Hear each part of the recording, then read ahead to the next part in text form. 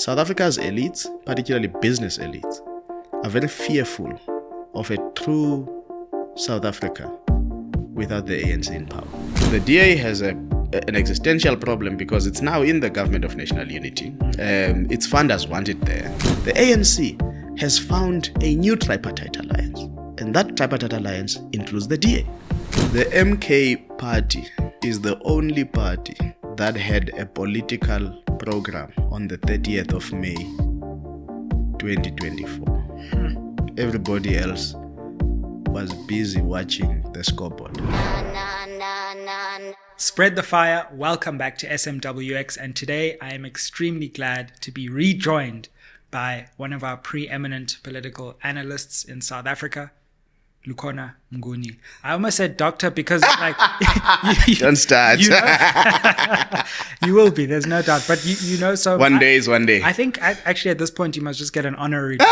Just go the quick route. Hey, everybody's doctor something now when they pass away. But it's so great to have you on board, Nkokeli. Thank you for joining us again, and we have so much to get into in South African politics. No, thank you, my brother, and it's good to see you again, be here again. Absolutely. And, be part of spreading the fire Indeed. about our South African political landscape. Indeed. And the world around us. I don't know where to begin. We could begin with EFF and MK. We could begin with the GNU. We could begin with the ANC itself. We could talk about the DA. Where do you want to begin? You know, I think there's an interesting place to actually start. And this was an observation during the public inauguration of the new president in Botswana, Zuma. And the absence of some leading leaders in SADC. I mean, even our president didn't go. Yeah. He sent the deputy president. Yeah, I saw that. And there was an interview that he actually did with, Sophie Mukwena. Shout out to Sophie of the SABC on, why invite opposition parties. And he spoke about something about, not needing to hate each other because those opposition parties will definitely one day be in government. And you don't want them to get there to the seat of power, vengeful, angry, and so on. And I mean, of course, the president of Zambia was there, Hichilema. Yes, yeah. Who also, his victory in Zambia was a representation of a moment. Whether or not he has lived up to the expectations is something else. Absolutely. But the victory was indicative of a breakthrough election. Sure.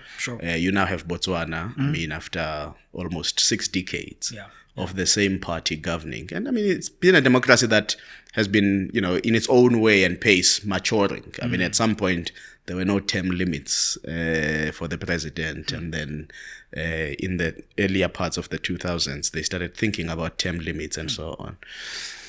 So you've got what is probably in the SADC region a potential breakthrough for democracy.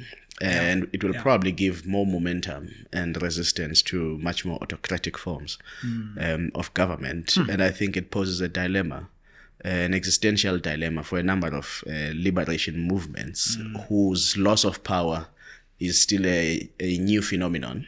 Yeah. And they will try and think of how do they reimagine themselves, not to be obliterated into the annals of history, like other liberation movements across many parts of the world and not just in the African continent. And I think, of course, with our outcome on the 29th of May, 2024, but I think what's also pleasing is an emergence of a leadership within some of these liberation movements, leadership that is willing to accept the electoral outcomes. I think it's actually the greatest endowment that a liberation movement can make to any country, to say, we fought for freedom, we fought for democracy, not for its own sake, not for our own sake, but for the benefit of society and the country. And therefore, when a different outcome, which we may not like, arises, then we are indeed able to give up power.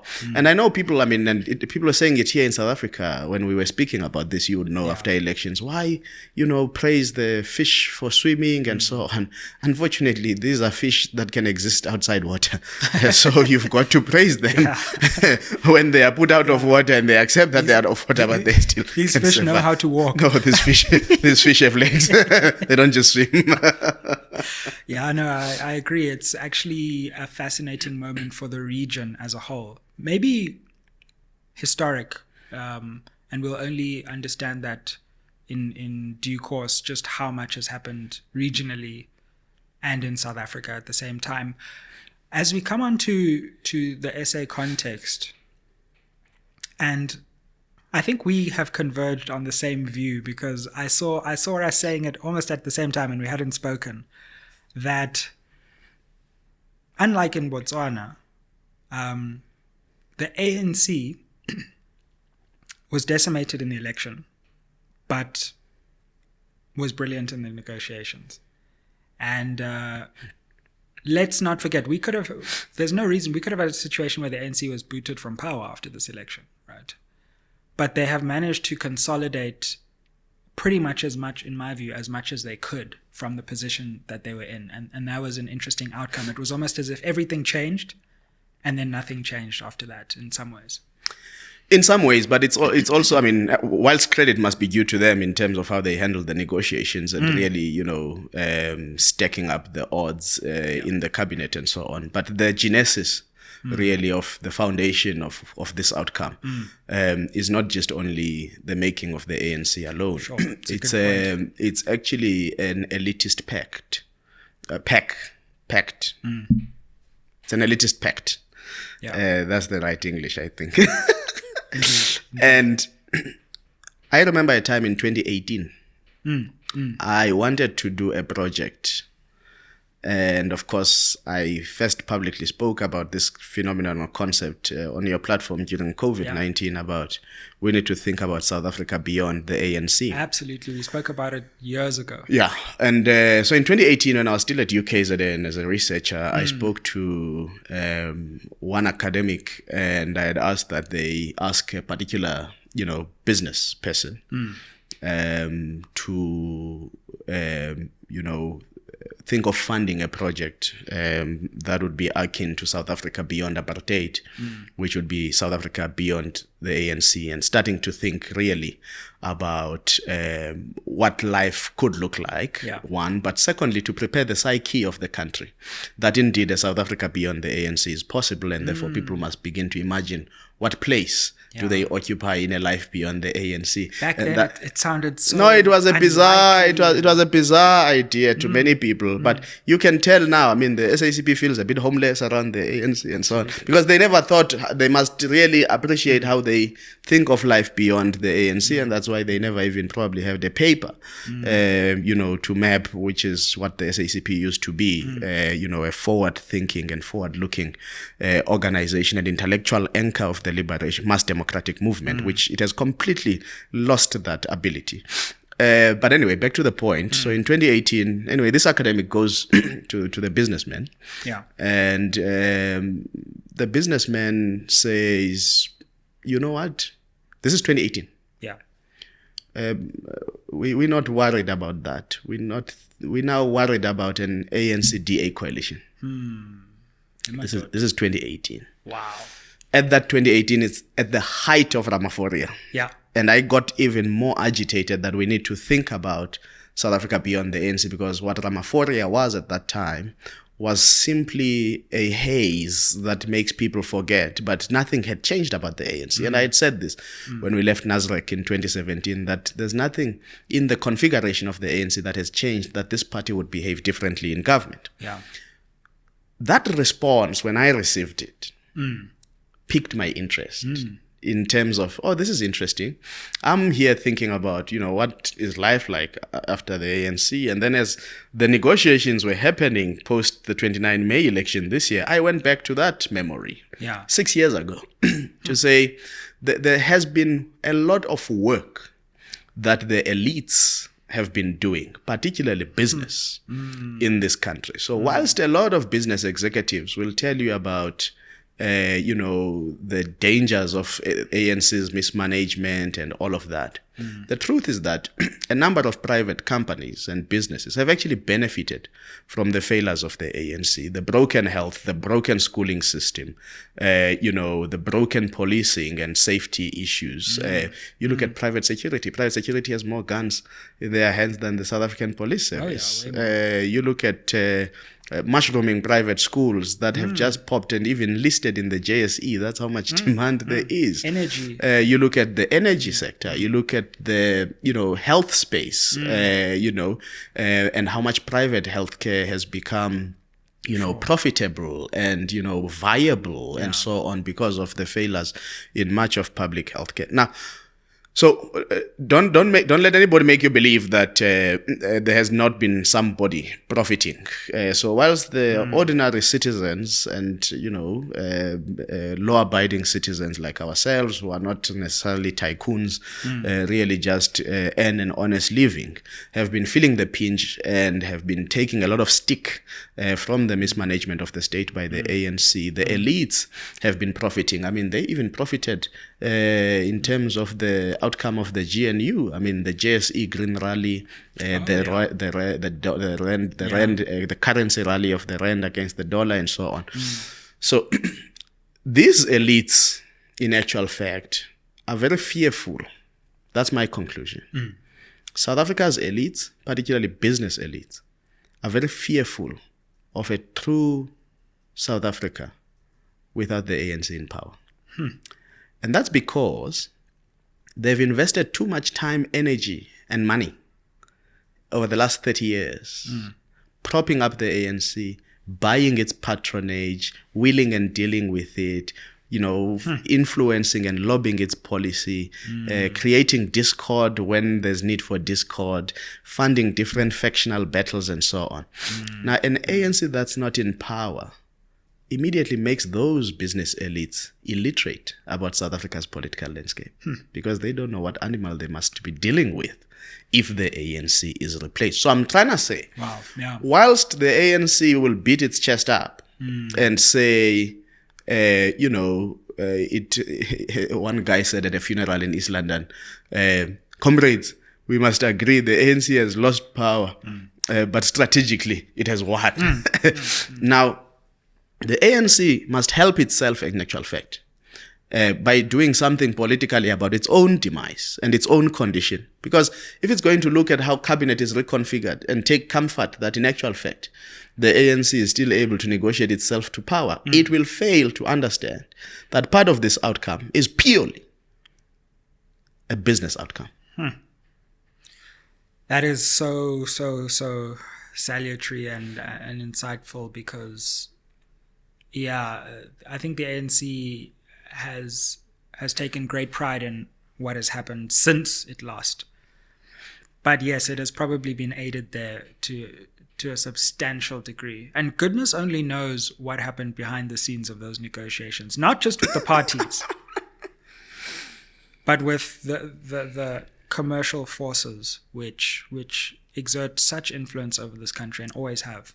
Well, you'll remember that when former President Jacob Zuma removed Nhlanhla Nene as Minister of Finance, and Des Van Rooyen was appointed over a weekend, we are told that some people took flights back into the country to try and knock sense into some individuals. And I think that was an important move. I mean, it's a move I also resisted because I thought that the former president was now going for the vault. He was no longer just going for the paper money that was available in front of us on the tills and so on. I'm sure there are some people who took a few flights during the GNU negotiations, a number of phone calls when some politicians were throwing some tantrums. I hope that for the benefit of society, maybe not now, maybe after this term is over, that some people are writing and reflecting quite honestly and telling us exactly the names. We just have a small window into what might have happened, some of us, but it's not as vast as some people. And I think if people should be honest about those. But I mean, of course, those conversations wouldn't have just, Sizwe started in the aftermath of the election. Yeah, this was a long time in the making. It's been a long time in the making. The collaboration of business and the presidency on things like Operation Vulindlela. Business has invested a lot of money in the state in terms of trying to ensure that it forces the state to unbundle Eskom.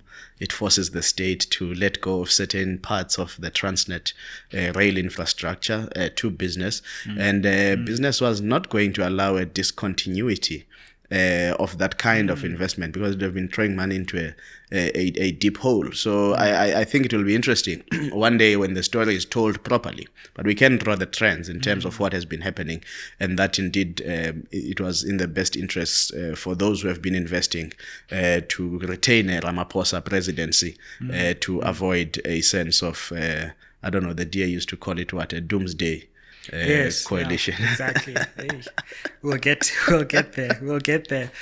And what do you make of the performance of this coalition government since its formation, and also its interesting composition and its defining feature for me, which is this collaboration between the ANC and the DA?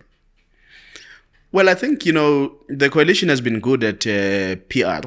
So its public relations exercise has been excellent in terms of propping itself up as the most viable and sensible coalition that could have been hoped for by South Africans. Unfortunately, though, at a level of really turning itself into a real coalition, there's been a great deal of resistance.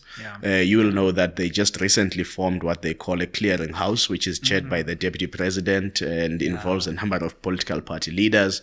But the terms of reference of that clearinghouse are still not very clear in terms of what it is there for. I mean, we're 3 months into this and we still don't have terms of reference. No proper terms of reference for the clearinghouse. Still touch and go. There's no draft coalition agreement. Absolutely. And between these parties, and everybody seems to have forgotten. And I think what was actually quite bizarre for me was when the president was opening parliament and gave his address on the 18th of July, and there had been a cabinet lehutla, but in his own opening address the president said no, these parties still need to go for a strategic session and so on. And by the way, that strategy session of the parties themselves has not taken place. What has been put together is a technical team that has been trying to sift through the manifestos of the various parties to then try and come up with this mid-term development plan that will then bind these parties together.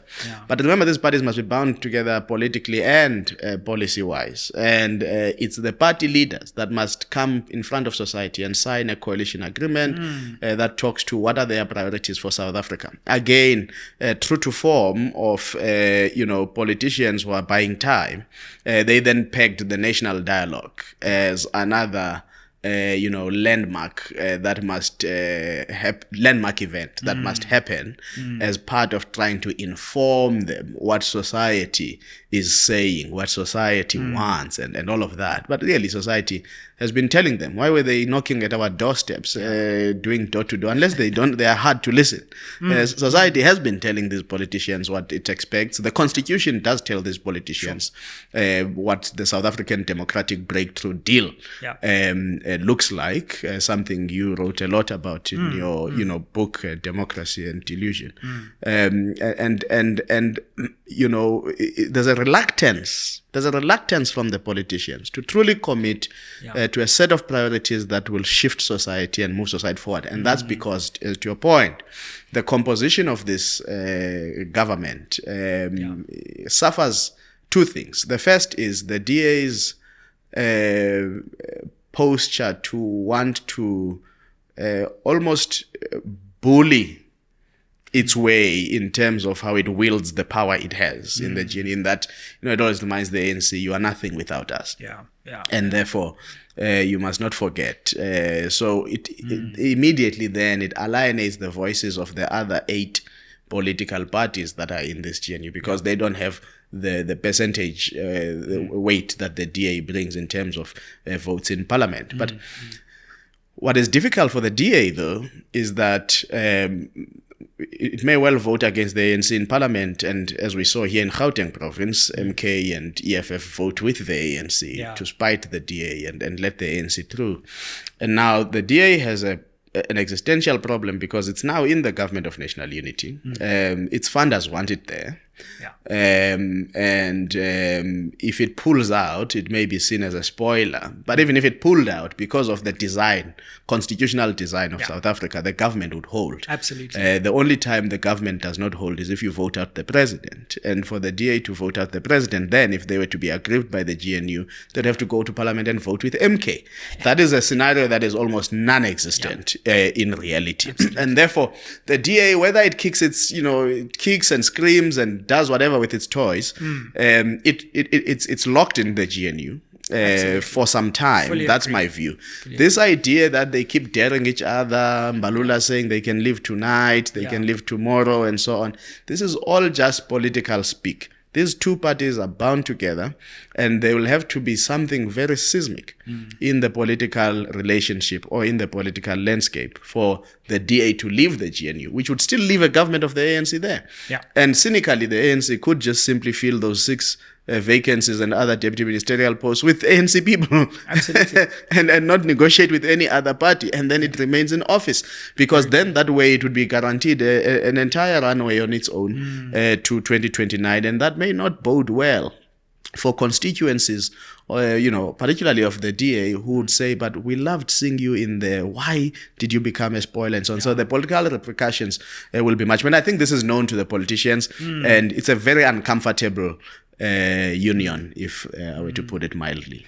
That's true. And we've started to see, I don't know, maybe some divisions within the DA as well, to the extent that those in government seem more happy with this arrangement. Those outside, driven largely by Helen Zille, are much more critical. Maybe it's because they have more flexibility to speak, but suddenly, just like with all incumbent parties in government, there are always going to be these tensions between those who are inside and those who are outside. The ANC's long been dealing with this. No, of course, they have a mature playbook on how to do it, and I think they actually have a much more coherent relationship in this term between the incumbent president and the Secretary General at Lukhona House. I mean, it's not like it's only a matter of 5 years, comrades.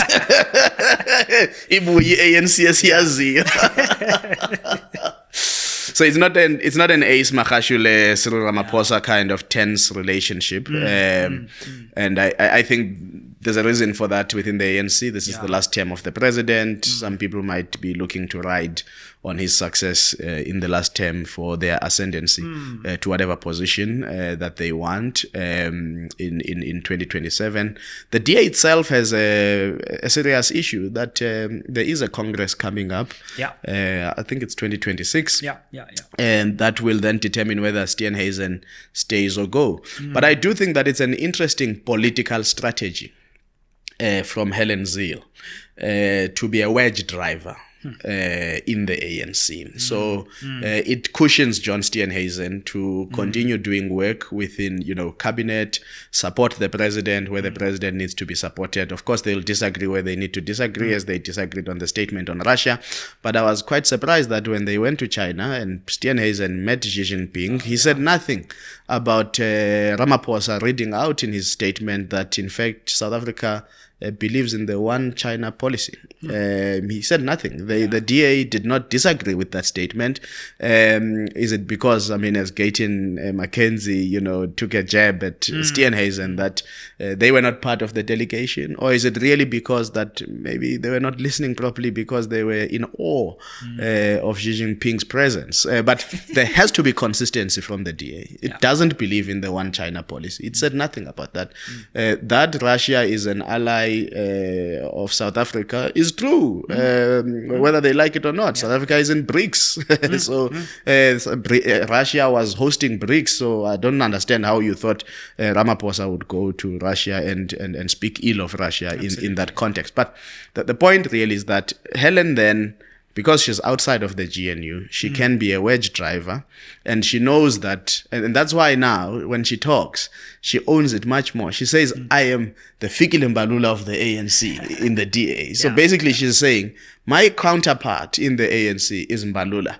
And she's found the right buttons to press to irritate him, to make him angry, to make him look sloppy in terms of how he handles the matters, to actually make him lose political gravitas in terms of how he is handling the aftermath of the negotiation of the GNU. Because at some point during the negotiations, Fikile was holding the line. He was, leading that political, negotiation team and the technical team that was helping the ANC's, political negotiation team. But afterwards, he has completely lost the plot. He's not able to find a way to elevate the ANC without concerning himself with what Helen Zille says and so on. He has an edge to always respond, and he therefore is distracted. And that's what Helen is looking for, a distracted Fikile Mbalula who spends even just 5% of his time on the DA and not investing it in the ANC.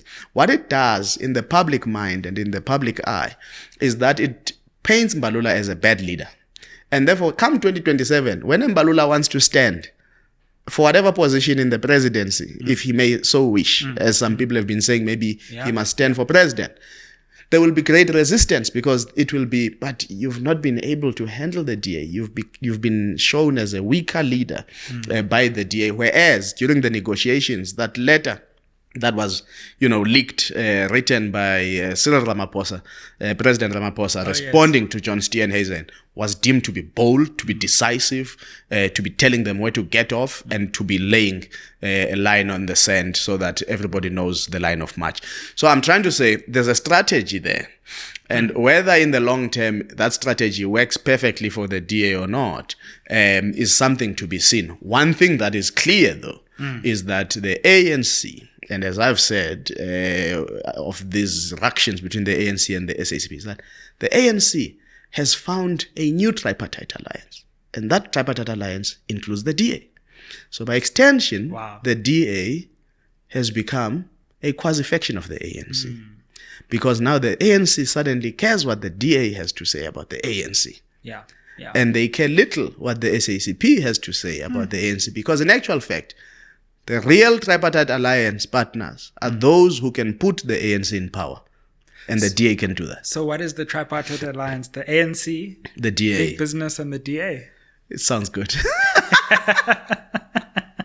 That's the real tripartite. That's the real tripartite. I would say there's actually a quadripartite alliance, because I think big media is the fourth part. Well, big business owns big media. Yeah, so there you go. Yeah, it's a wholly owned subsidiary.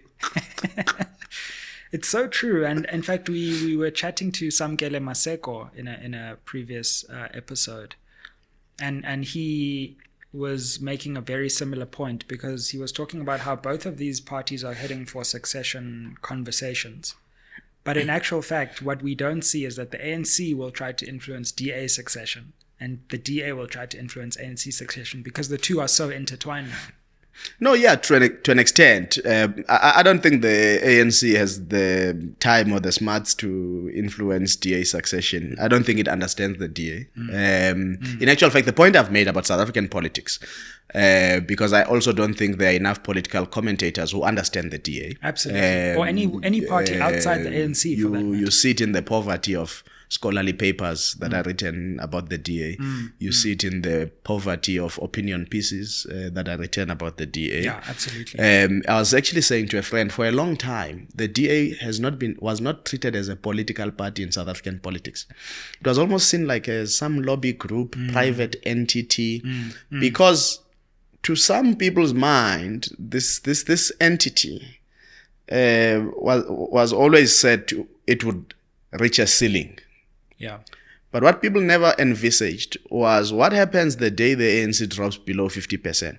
So by saying the DA will hit a ceiling, it was the DA will have a growth problem once it's hovering around 20%, and that's where it is. And I think it has hit that proverbial ceiling. What wasn't foreseen is that the DA could actually be a kingmaker of who governs South Africa, despite it hitting the ceiling.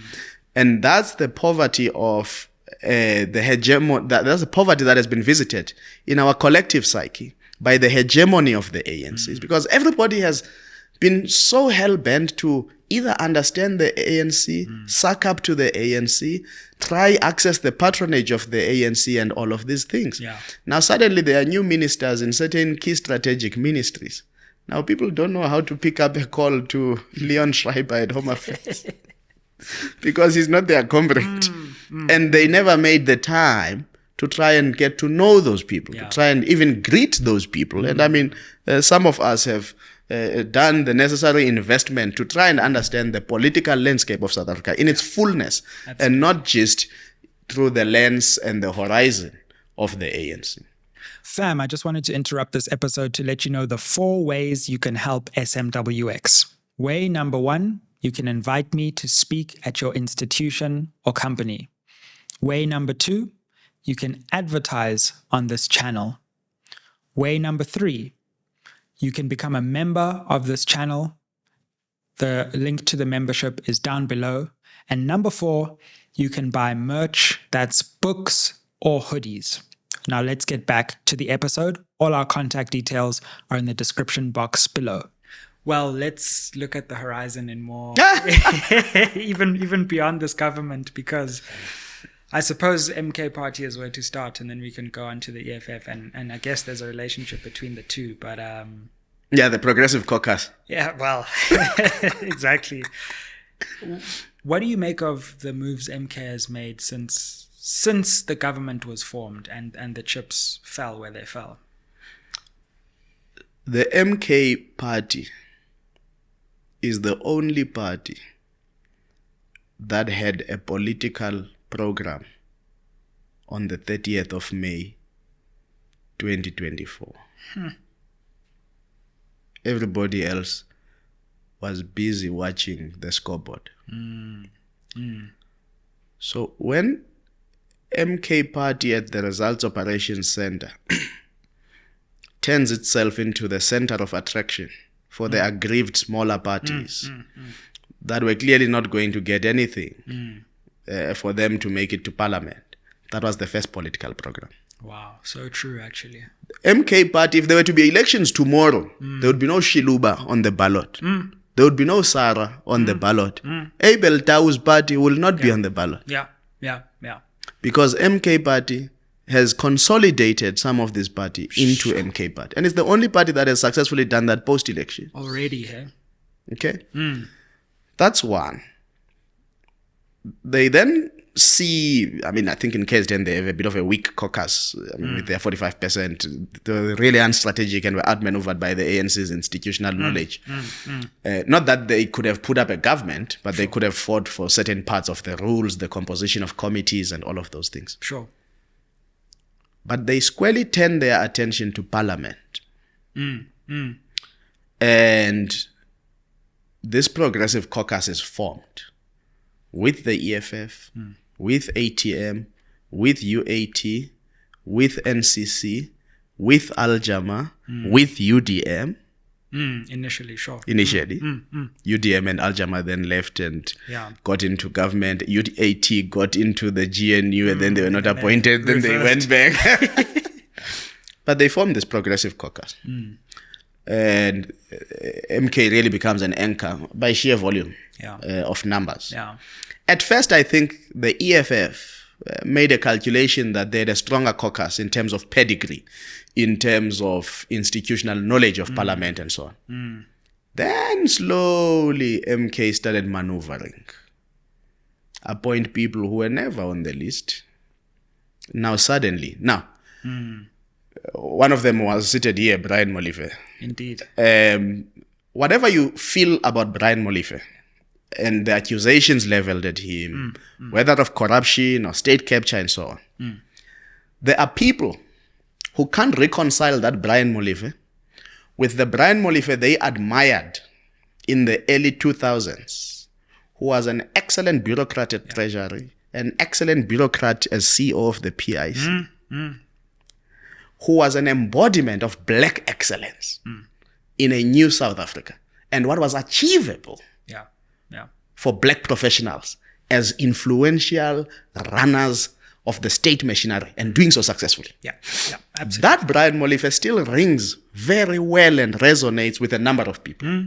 So when you get a person like that, I mean, the ANC, of course, through the back door of the FNB sleep and whatever would have gone wrong with the membership in Northwest when he became a member of parliament for the ANC for about 2 months or 3 months and went back to ESCOM and so on. But then you compare the tenure post Brian Molefe by Andre de Ruyter and the vast amount of load shedding this country experienced. And people say, maybe this Brian Molefe was not that bad.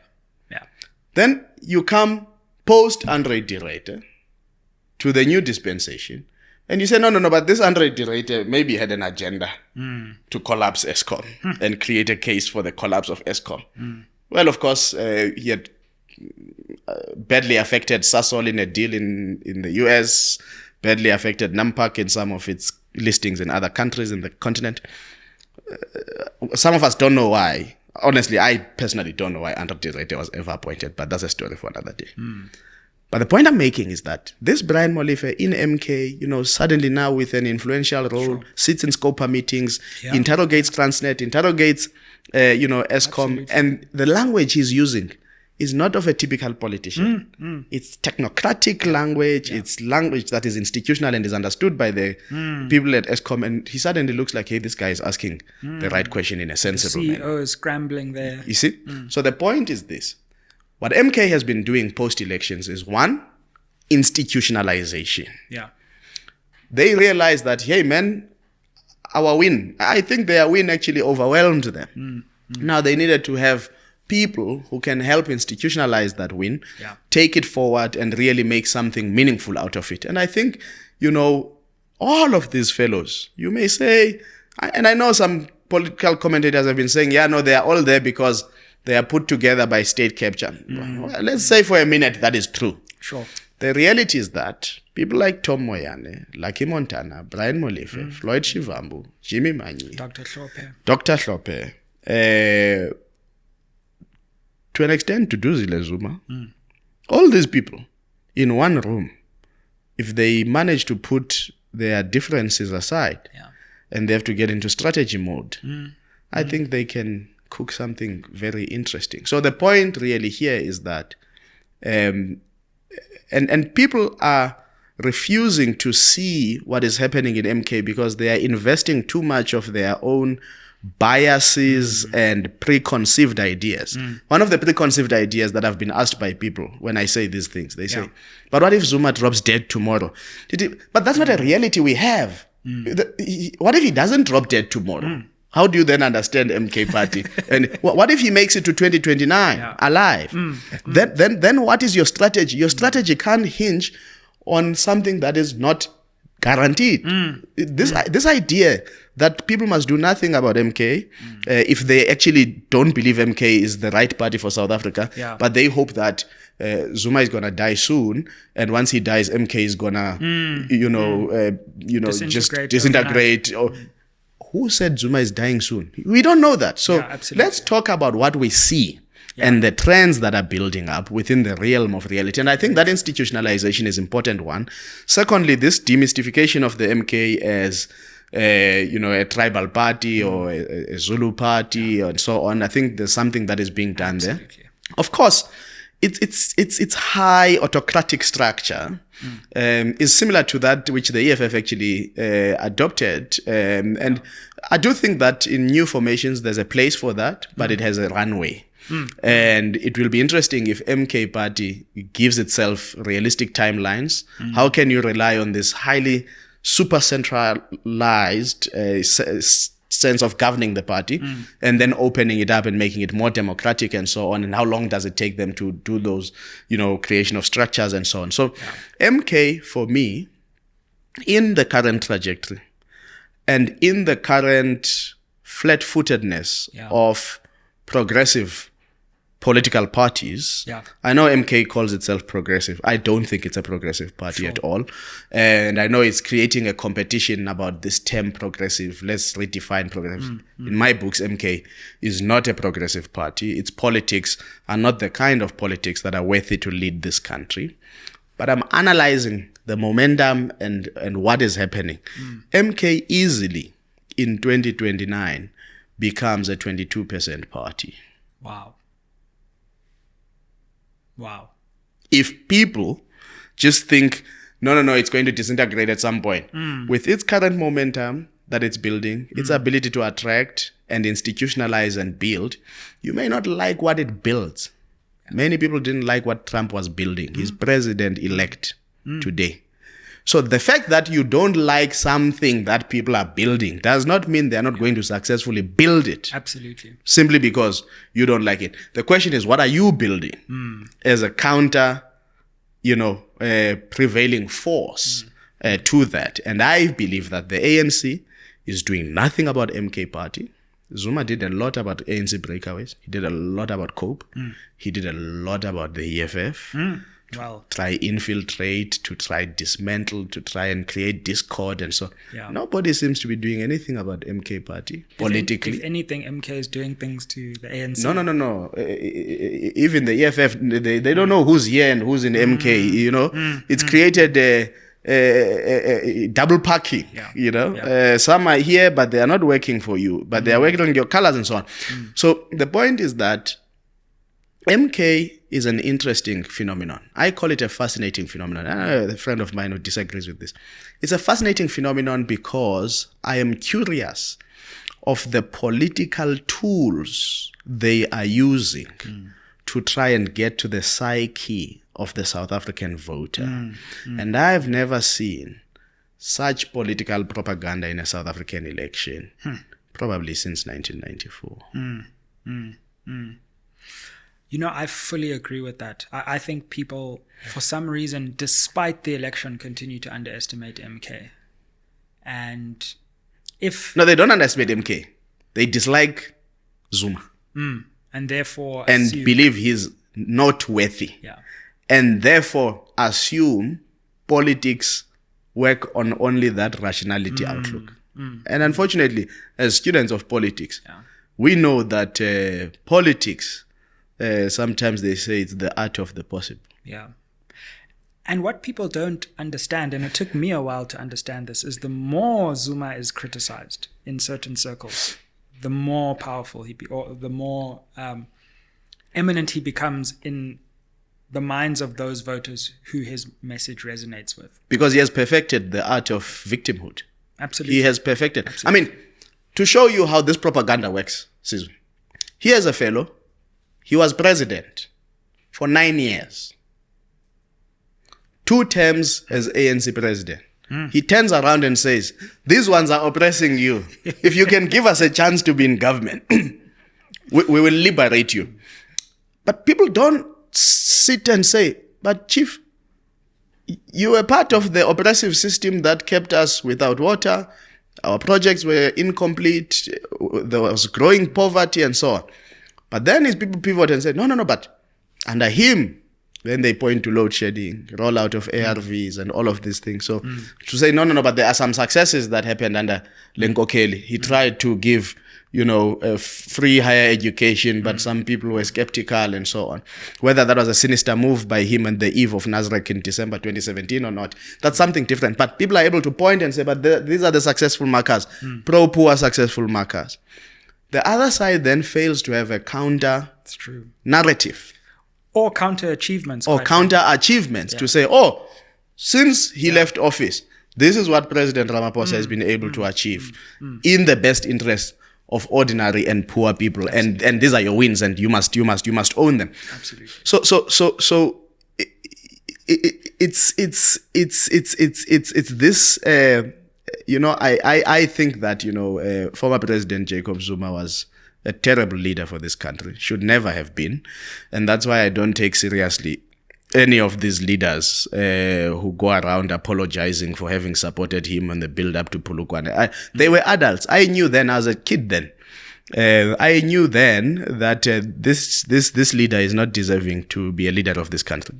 But they can now turn around and say they were misled. They were not misled. They made their own political calculations for their own patronage, and they must live with their consciences. They can apologize. That's okay. It doesn't mean that we must take them seriously as leaders, because I think that was a critical turning point in South African politics for people to have just donated their judgment to patronage and oblivion and so on, and hatred politics and all of that. That said, he is probably one of the most, for the sake of politics of power and power for itself and himself, probably one of the most dangerous political players this country has ever seen. What do you make of Shivambu's move to MK? It's something that I still grapple with. There's this meeting of October 23 that everybody is beginning to talk about. Because remember, there was that one tea, Yes, the famous Nkandla tea. But the next Nkandla tea, this one of October 2023, was not as televised and as dramatic and so on, which tells you that there was an attempt to strike a deal. When Floyd first left, I said there are two possibilities because there was not enough information at the time. Either he's going to provide a bridge for the EFF to eventually cross over to MK, or two, there's been significant fallout between him and Julius. Then Julius did the event in Soweto where he then, went on and, But still, I've never seen any high-ranking official resign from a political party and that political party holds a press briefing for that official. I've never seen it. So somebody still has to decode for me politically what is the meaning of that. But I put it as a question mark. Now I've got a third scenario that, having seen what has transpired since Floyd crossed over to MK, there might well have been a deal, a pre-election deal, that let's go contest. Sometimes this is what parties do. When, in part, the multi-party charter was that, by the way. Just more explicit, just more explicit that we are together, but we are not going to collapse our parties into one body. We're together on the crook place. We're together on the crook place, but once we get over the crook place, the DA looks at its share, looks at the rest of the multi-party, and says, bye-bye, guys, you've hopelessly underperformed. ANC, let's talk. I think the Progressive Caucus was a culmination of some pre-election deal that these parties would work together and on the basis of the outcome of the 29 May would then begin to construct a vehicle and share the spoils of that vehicle. Of course, now, because these parties would have contested, you can't shut them down. They have to exist. But publicly, they would begin to posture that. There is momentum between these parties. Come 2026, we will all be on the ballot under one party, maybe the one that has done better than the rest. We will be on the one ballot, maybe the one that has done better than the rest in 2029. So that's my third scenario. I'm still really observing because I think there is more we are going to learn as the public spats happen, as some people renege, and as some people want to solidify their own basis away from whatever deal might have been. And maybe a fourth scenario might rise. So I'm saying one scenario is Floyd is going there to be a bridge for the EFF to cross over. Second scenario is that he's really had a serious fallout with Julius Malema politically, and he probably wants to, throw his bets elsewhere. I mean, this is Floyd, who former President Jacob Zuma in 2011 at Galaga Convention Center at the conference of the Youth League asked to kuluma nami baba. So these people have really not had the greatest political relationship even within the ANC. Thirdly, is there was some pre-election deal that was gotten into, which may explain why even the UDM, because they are said to have been present in the October 2023 meeting, would have gone to the Progressive Caucus first post-elections and then eventually gravitated towards the government of national unity. And I think this third scenario is something that those who are in the weeds of investigative journalism must venture into and unravel and unpack that October 2023 meeting. Exactly. Tell us what happened and just give us a good story outside of this framing of the EFF and MK and the Swart Gafar framing. Just like Just do tell the us work. what happened. Do the work. Because that alone is understand the fascinating. politics of these political parties. Absolutely. What brings them together? What were their interests and what were they trying to achieve? And yes, also we must not be too sold on what the politicians say. Yeah, I absolutely. always say that's political speak. I mean, many politicians. One thing I've come to realize is once a politician reassures you that they will die and be buried in their party colors, That's when you know that politician is about to move. next week. So true. You know what I think, and I'm also trying to decode it for myself. I think, number one, I think there was some kind of personal fallout between a lot of leaders in the EFF, actually. And again, I don't know any story, but I'm just looking at something must have happened here because these people were very tight at one point and suddenly they're not. But I also think there was a political... And when they were tight, Zuma was their common enemy. Exactly, right? But I think there was a massive political debate inside the EFF about this unity question. And there were some people, I suspect Floyd being one of them, saying, we have a unique opportunity now. If we join forces, we can become something more powerful than the sum of the parts. And there were others who were saying, no, we're skeptical of Zuma, firstly.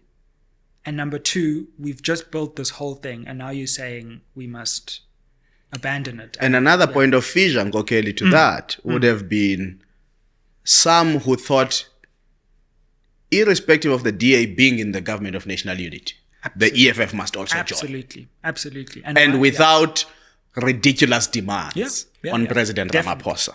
Definitely. And that discussion itself created a lot of discord. I think so. So you can imagine the kind of... and plus, remember, it's been a difficult election. We've gone backwards. So I think there were just big debates inside as to what to do. And whichever way they went, there may have been defections with people saying, on this unity point, for example, okay, if you don't agree with us that these things must come together, then we're going then. And we'll do it ourselves. Look, I even take it as far back as the 10th anniversary, July 2023. Because I think this whole buses issue and how then those who couldn't bring buses were treated, that it would have been said is the central command decision and da-da-da-da. Some people know that there's really, at times, no central command decisions. We've seen the leader of the EFF discipline people in a press briefing without any due process. So it's I think from there may well have been, leaders who are beginning to feel somewhat skeptical about each other, intentions, influence over the organization, the ability to organize and mobilize over the others' inability to mobilize and organize just as much. Because one lens, somewhere even saying, I've got so many buses. Then you realize, hey, how come this one has more buses than me? And all of that. And of course, this is in the eve of a National People's Assembly. And I do think that much of what is heightening and maybe fast-tracking is in one form trying to avoid a very disastrous National People's Assembly, but in one form some trying to say, you know what, I don't have to put myself through that process because we know that it will be determined largely by the sensibilities and the desires of the leader.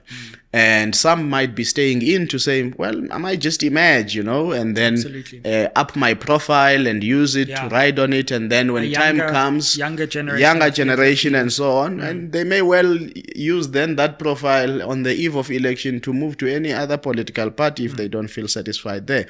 But you see it in the public spats, between Floyd and, some of the guys in the EFF, some of the guys in the EFF and others just generally in society trying to defend their honor as the most, fervent supporters of the EFF. But I think that all that we are communicating really is that the EFF is in serious crisis. And that growth trajectory they experienced from 2009 to 2014 is over. And I do not see an EFF that recalibrates itself back to growth. Fam, you asked for some SMWX merch and we have delivered. I know you're always looking for ways to help support and grow this channel. So why don't you buy yourself an SMWX hoodie? Super comfy, super warm, and you can represent SMWX. You can check the link down below for how to buy your SMWX hoodie and help build and grow this channel so we can bring you more interviews, more analysis, and more educational insights. Now let's get back to it. That's quite interesting. Let's end here, Nkokeli, because obviously the EFF goes to its National People's Assembly. And there are two views. The one is that this is the end for the EFF, and we're witnessing it in real time, or that Julius Malema will reconsolidate, he will reform the EFF in his own image, and maybe it won't grow, but it will still remain a force. Or there's some kind of reamalgamation somewhere. Where do you stand on that? Do you think this is a real moment of crisis for the EFF or something they can rebound from? No. And also Julius Malema, because the two aren't necessarily... I tend to think Julius Malema will still always be a force in South African politics, but I could be wrong. All forces in politics eventually lose influence the world over. All forces. The timeline largely depends on their behavior and the socio-political currents that are prevailing in the societies in which they behave. Gaddafi was a force, reached his demise in a very tragic way. Mugabe was a force, eventually reached his demise. You go to various societies. At some point Lula was a force. So maybe what you're asking, will Julius experience a Lula moment where the force experiences a demise, even gets imprisoned in Brazil. And because Bolsonaro is just so bad, a Lula moment is reborn. The social political currents change and they give rise to a Lula moment to resuscitate. Maybe for a Malema to come back, the socio-political currents of South Africa would have to change and he would be seen as that ultimate champion. But what was quite clear to me is that, and I said this in one other interview after elections, that MK party poses an existential threat to the EFF. Because the EFF, mindful of some people who do not like its disrespect and its disruptive politics, which is why Malema at the Results Operations Center said, you will not see us jumping on stages. You will not see us fighting for you when you don't vote for us. It was becoming a much more moderate party. And MK party was now occupying that anti-establishment posture that the EFF had in 2014, in 2019.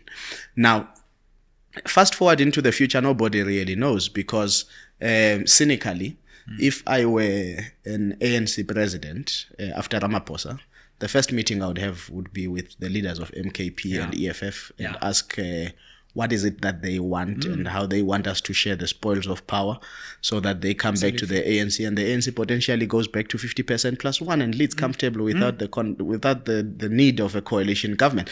That's a reality that people are not talking about. Absolutely. And therefore, Julius Malema might be remade in that kind of ecosystem and that kind of thinking. But things left to their devices as they are, I think it becomes a very difficult space for Malema to find his feet and footing. It's going to start with the outcome of the National People's Assembly. Will he put together a core, credible team that South Africans and former EFF voters believe in and can give it a push to at least sustain its current electoral outcomes? Or will he be seen as just putting together a team of yes, no, say kind of people, yes, people who will not be able to contradict him? Again, it goes back, lastly, Sizwe, to the point I was making. The MK party is going to have to, when I was saying the MK party has to define until when it can live with this autocratic style of leadership. Part of the problem of the EFF, and Julius kept saying he and Floyd are young, so they are not going anywhere. That's not how you build a party, because you frustrate people because they keep thinking that this is now your thing. They've not come into an organization of a collective. At some point, and I had said to some EFF people in 2019 at their rally in Orlando, if I'm not mistaken, pre-elections, that Julius must accept and say maybe this is his last term as president of the EFF, and that in 2024 he'll hand over to somebody else. Maybe that would have motivated other leaders to see longevity and, upward mobility in a genuine way that, helps them survive within the party, but helps the party survive within themselves. And they become true soldiers of the party, because the party suddenly becomes democratized and it opens up the democratic space. Leaders who feel that they own what are meant to be voluntary associations, and they will determine when they leave, or they will die with the thing tends to die with them. Well, Lukhona Mnguni, thank you so much for joining us on SMWX again, for enlightening us and blowing our minds again from time to time.